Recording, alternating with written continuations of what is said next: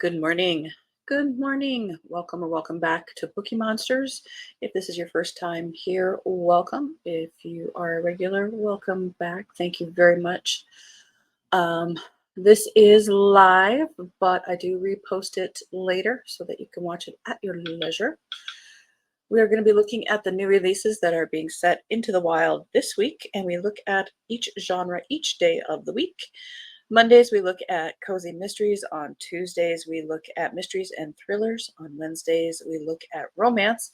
On Thursdays, we look at fantasy and science fiction. And on Friday, it's Freeform Friday, and it's whatever the heck we want to. Often it is stuff we didn't have time for during the week or other interesting things. Quick announcements. I don't have sprints tonight. I don't do them on Monday night. Tonight is Storms night. I do them 3 times a week, though. I do them on every Tuesday and Thursday evenings at 6 p.m. Mountain Time, 8 p.m. Eastern, and on Saturday afternoons at 1 p.m. Mountain Time, 3 p.m. Eastern. Good morning, Kim. How was your weekend? How you feeling? We are going to jump in because there are a lot of them.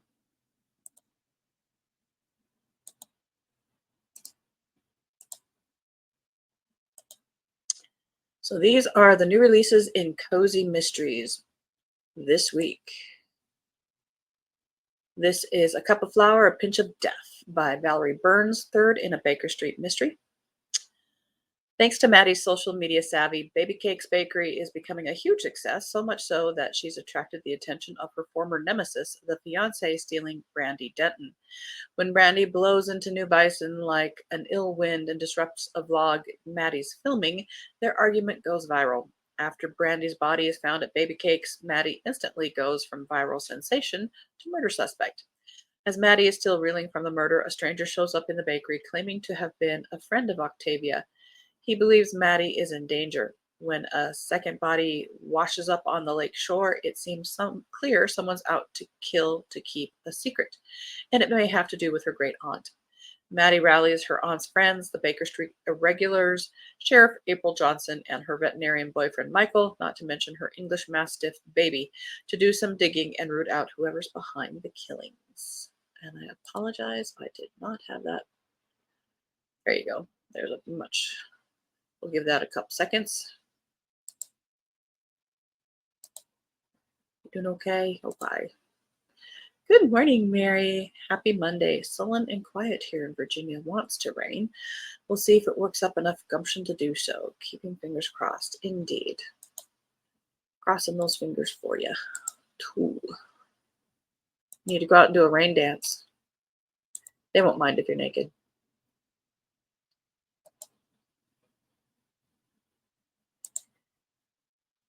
Chaos at the Lazy Bones Bookshop by Emmeline Duncan, first in a Halloween bookshop mystery. Bailey Briggs adores her year-round Halloween-themed town of Alien Hollow, Oregon, but when she takes over her grandfather's beloved bookshop, Lazy Bones Books, she accidentally discovers the town's secret dark side. Normally, spooky season is Bailey Briggs' favorite time of year and her Halloween-themed small town's time to shine. But between managing Lazy Bone Books, working on her graphic novel in progress, and running the spooky season literary festival, Bailey hardly has a moment to enjoy Alien Hollow's spot-on seasonal vibes. Not to mention, at every turn, she seems to be tripping over the contentious crew of Gone Ghouls, a ghost-hunting reality TV show currently filming around town. Bailey tries to stay focused on the Lit Festival, which is supposed to kick off Alien Hollow's annual Halloween fair. Instead, this year's festival begins with a murder. It's bad enough Bailey discovered the victim, but now as a lead suspect with some admittedly damning evidence pointing her way, she's got to clear her name. And with the help of her librarian friend Colby and Jack Skeleton, her world-class bookshop dog, and the absolute bestest boy ever, Bailey sets out to solve a murder.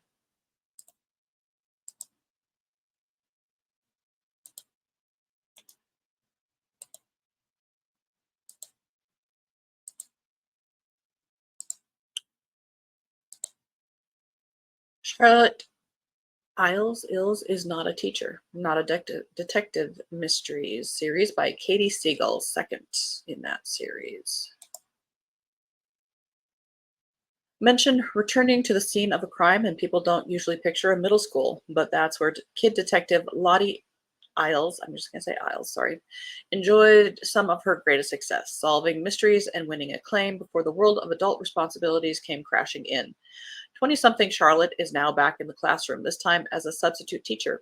However, as much as she's tried to escape the shadow of her younger self, others haven't forgotten about Lottie. In fact, a fellow teacher is hoping for help discovering the culprit behind anonymous threats being sent to her and her aunt, who's running for re election to the Board of Education. At first, Charlotte assumes the messages are a harmless prank, but maybe it's a good thing she left a detective kit hidden in the band room storage closet all those years ago, just in case. Because the threats are escalating and it's clear that untangling mysteries isn't child's play anymore.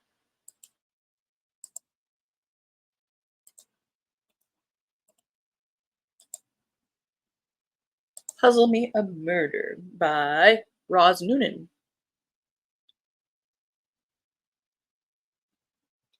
Coffee, coffee was required. This is described as the Golden Girls meets Puzzle Lovers. Empathetic to a fault, librarian Alice Pepper always had a natural talent for figuring out people and puzzles in the small Oregon town of West Hazel. But as a mystery permeates the quiet Pacific Northwestern community, murder is a challenge she's not prepared to solve. Down on her luck, Alice had hoped to retire before turning 65, not struggle to keep her cozy home and dependable job. But even after divorce leaves her golden years a mess, the pieces always come together with a little help from her friends, a fun loving crew who thrive on jigsaws over coffee, cocktails, and gossip. So when it's time to defend close confidant Ruby Milliner, she springs into action. Only in this case, supporting Ruby means proving she didn't murder her cheating husband. Ruby never wanted to kill George, although anger can make a person say questionable and incriminating things, and scheming, deceitful George made a lot of people angry. A quick investigation reveals the man was blackmailing whoever he could for a quick payday, from his mistress to the most prominent residents in town.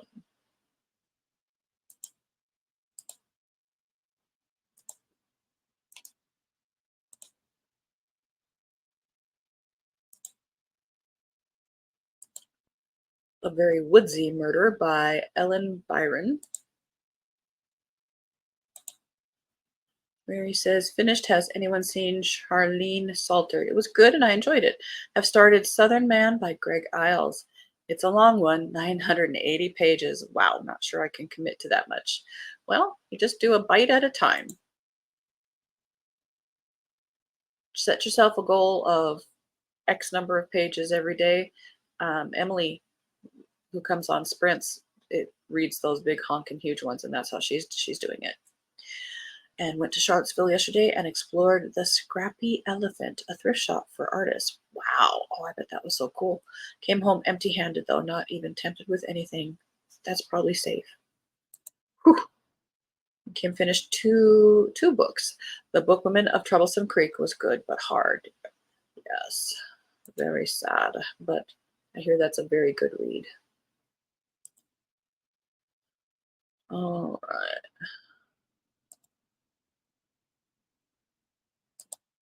A Very Woodsy Murder by Ellen Byron, first in the Golden Motel Mysteries. Down on her luck, sitcom writer Dee Stern is flipping the script. Twice divorced and wasting her talents on an obnoxious kids show, the lifelong Angelino embraces the urge to jump in her car and keep driving.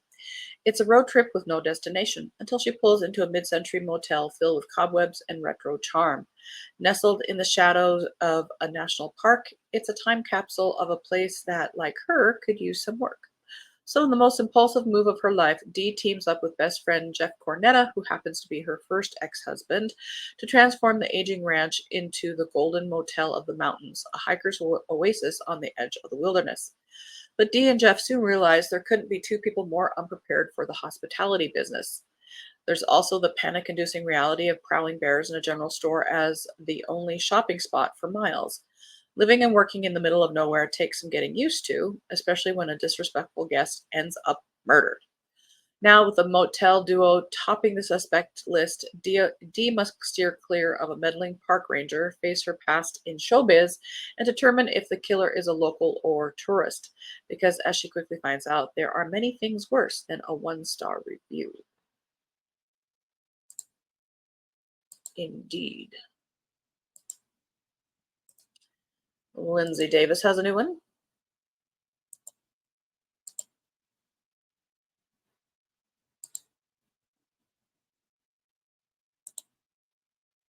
I have the sequel from Hoopla, not sure if I'm ready to read it. Oh, yeah. Sometimes you need to have that break in between. Something fluffy. This is 12th in the Flavia Albia historical series. I've not read this series. It is in first century Rome. First century Rome is plagued by all the evils that have beset major cities since time immemorial: crime, corruption, squalor, and the worst of all, tourists. When a barge full of those entitled creatures arrives in Rome, they hit all the touristy hotspots: the amphitheater, the Capitol, the dodgy bars with dubious entertainments, before departing for the next destination, leaving behind one of their party, dead and floating in the Tiber. While the authorities first try to pass her death off as a suicide, it's quickly proved that the victim strangled to death and her body dumped. When Flavia Albia, a private informer, learns that the victim was in Rome searching for the man who abandoned her, Florius, Albia's vicious nemesis, Albia is determined to find out the truth behind the murder and finally have her revenge.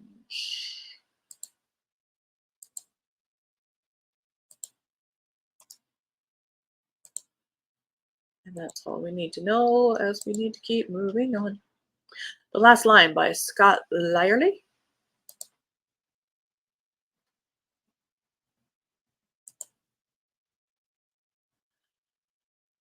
The new production at Ellie Marlowe's community theater could save her from financial ruin, but her overbearing lead, Reginald Thornton IV, is determined to antagonize every cast member.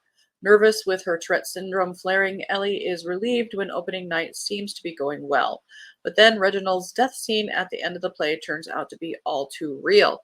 The state police write the death off as a heart attack, but several things don't add up, and Ellie and her childhood friend Bill Starlin, the local chief of police, begin investigating. When another person linked to the theater is attacked, they're convinced a killer is on the loose.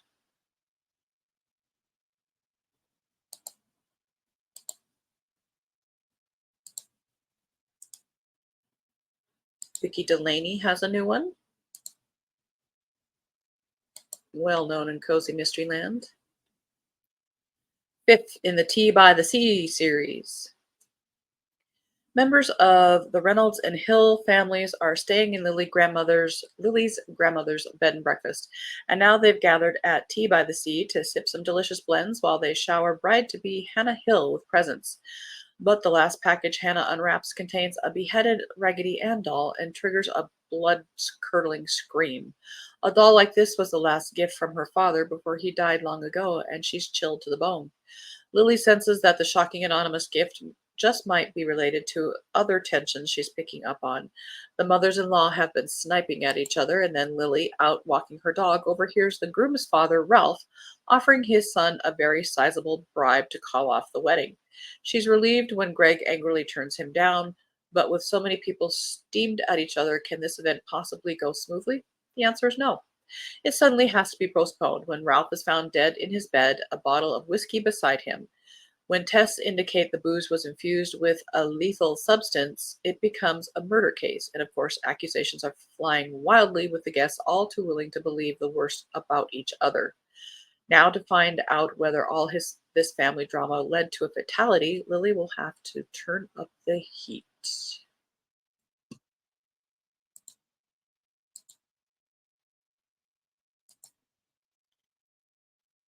And this one was a cute one. Lucy Burdett's Kitchen: Recipes and Stories from the Key West Food Critic Mysteries by Lucy Burdett. It's only 170 pages, but it looks cute.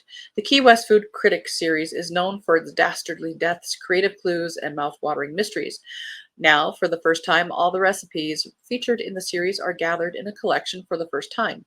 Recipes include Lucy Burdett's one bowl chocolate cake, Sam's cornbread sausage stuffing, Scarlett O'Hara cupcakes, Chef Adele's cheesy polenta, Haley Snow's shrimp salad, and many more. Says some of the materials have been published before, but it is a collection of the things that were in the previous books. So yes, Vivian Chien has a new one. People will be very, very happy about this. They love this series. 10th in a noodle shop series, Peking Duck and Cover. Lana Lee and friends return for a fiery Chinese New Year celebration, etc. Chinese New Year is supposed to be a time of fresh beginnings and celebrations of good fortune to come. Naturally, the shop owners of Asia Village jump at the chance to participate in creating a memorable holiday event that will bring positive light to the plaza and prosperity for all those involved. With Lana Lee as his right-hand woman and head event planner, Ian Sung orchestrates an extravagant evening filled with music, live entertainment, and generous giveaways. Excuse me, but at the end of the night, during an elaborate fireworks show in the parking lot, a member of the Lion Dance performance team is found dead backstage with a single bullet hole through the heart and a red envelope in their pocket containing 4 $1 bills, an omen of death. When news of a curse on Asia Village makes its way around the plaza, Lana readily agrees to find out who killed the talented dancer before anyone else is marked for death.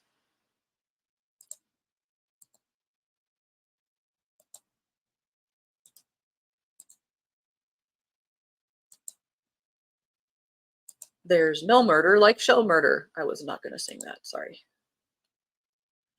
By M.S. Green. Tasha Weaver is most at home in the cozy backstage world of the Eastbrook Playhouse. As the costume shop head at the charming regional theater, she's used to watching dramatic acts of love and revenge from the shadows. But when Kurt Moser, the insufferable Broadway reject who stars in their production of Annie Get Your Gun, is shot center stage, the spotlight turns to her.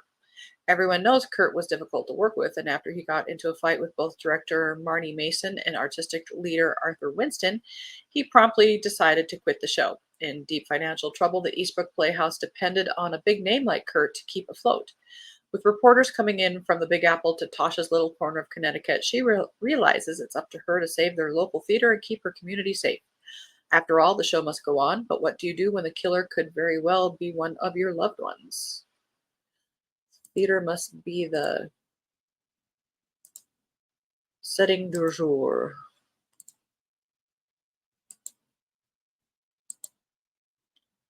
Not that I'm complaining. My undergraduate degree is in theater. Kim, I need to get back to the Key West series. I understand completely. Murder at Cleve College by Marin Allingham, 9th in a Flora Steele Mysteries. Sussex, 1958. A radiant Flora is being twirled across the dance floor by her dashing new husband, Jack. It's the perfect wedding in Abbeymead until a mysterious stranger is found dead just outside the village. But when Flora finds an envelope tucked into the man's silver cigarette case, the address is key to discovering the poor chap's name, Russell Farr. He isn't known to any of the villagers, so at first all signs point to a tragic accident. That is until they discover Farr previously worked at the esteemed Cleve College, where Jack is now a writer in residence. The college has made Jack feel uneasy ever since he learned his predecessor drowned in its lake, and now it appears a second suspicious death is connected to it. But who would want 2 mild-mannered academics dead?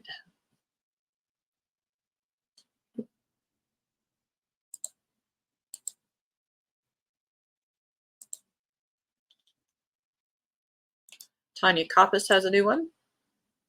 Shock. 10th in the Kenny Lowry Mysteries. Grave as all get out. Kenny Lowry thought being sheriff in Cottonwood, Kentucky was a breeze, until a psychic claiming to commune with the dead winds up stone cold dead herself.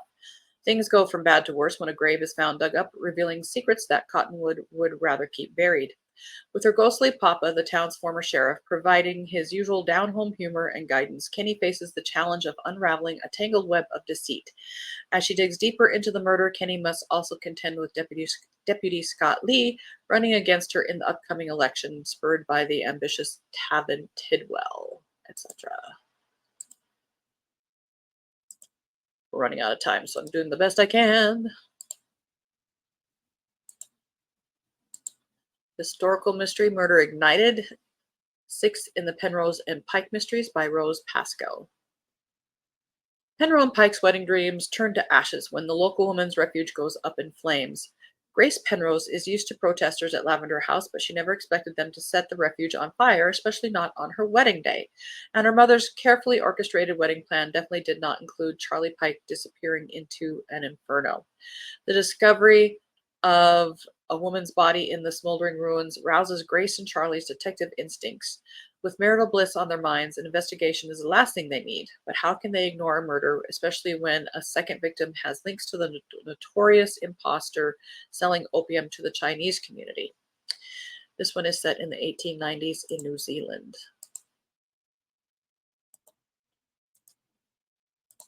Murder on Sunshine Street. Oh, we're going to not make it. By Diane Harmon, 9th in the Ozarks Cozy Mystery Series. When Della Fox goes on a trip to Springfield, Missouri with her friend Michelle, she anticipates a relaxing few days attending a literary event featuring their favorite author, Chris McKee. Instead, she finds herself plunged into a tangled web of secrets, lies, and murder. The serene charm of Sunshine Street is shattered when a brutal crime occurs at the very bookstore hosting the event. The victim, Viv Daniels, is discovered in a back room, casting suspicion on the store owner, Samantha Duncan. Della, despite her initial reluctance, finds herself compelled to help Sam clear her name and uncover the true killer.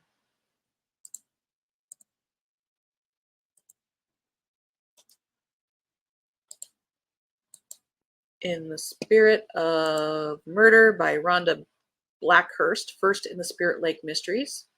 That's a pretty cover. 6-year sober life coach and skeptic Andy Rose Kazmarek and her red retriever emotional support animal Aspen become the new owners of the surmised haunted Spirit Lake Inn in Minnesota.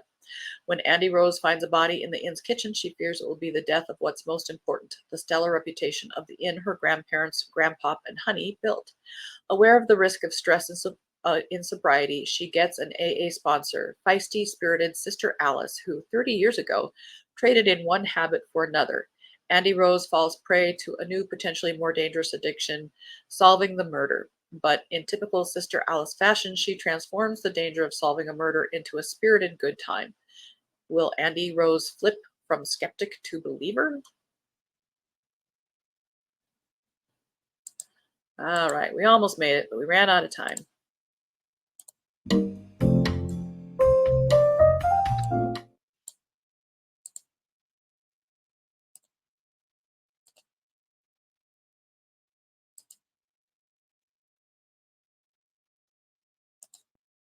Kim says going to try and stay awake for online Bible study. Oh, nice. He says you've gone through a lot, though. There's always Friday. Exactly. Good point. Mary, hope this is a good work week for you. And the service manager will be back to work this. Yep. We're gonna have a little chat. Our service manager, an HR kind of chat. Mary says, thanks so much. Nice to see you and Kim on this Monday morning. Good to see you guys. Again, I don't have any sprints tonight. I don't do them on Monday nights. Tonight is Storm on Storm Reads. If you want to do some sprints and chatting, they do a lot of chatting rather than sprinting, but you can do both. I do sprints every Tuesday and Thursday evening at 6 p.m. Mountain Time, 8 p.m. Eastern. Those go for 2.5 hours. And then on Saturday afternoons at 1 p.m. Mountain Time, 3 p.m. Eastern, that one goes for 5 hours. And I do mostly sprinting on those if you want to, have that ambiance time. Kim says, have a great day. You too. Bye-bye. Mary, we have a double big Claim It Live sale. I plan on not buying anything. I hope. I like to help Randy out, but don't need anything. All right, guys. Have a very good Monday. Hope to see you soon. Keep cool, keep hydrated, read good books, and as the banner says here, don't be a bookworm, be a bookie monster. Nom, nom. Have a good day and God bless. And once again, Keo knows this is the cue to get going.